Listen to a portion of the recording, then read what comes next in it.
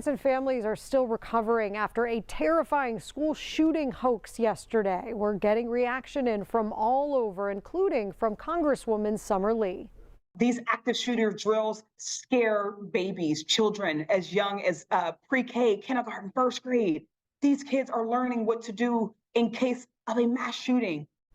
Channel 11's Lauren Tallada heard from a school psychologist about the impact scary events like this are having on kids. Counseling services are being offered at Oakland Catholic High School, one day after the school and many others went on lockdown, as students and faculty believed there was an active shooter in the building. It was real. Dr. Tammy Hughes is a professor at Duquesne University and is board certified in school psychology.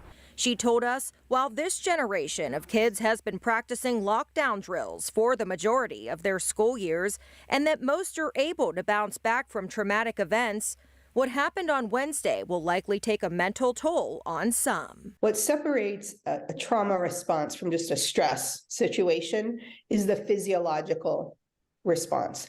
Heart rate, sweating. There's about a good 20% of people that really need extra support. Dr. Hughes says parents already know their kids and have a baseline of how their child behaves, so there are warning signs they can identify. So you would be looking for any changes in eating, sleeping, fear responses, crying, being emotionally clingy, any of those sorts of things. And it's not just the students carrying the weight of Wednesday's events.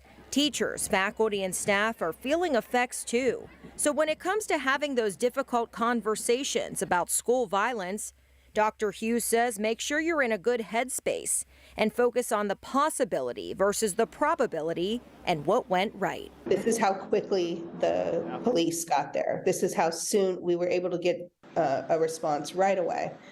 See what everybody in the building did to make sure we were safe. Lauren Tallada, Channel 11 News.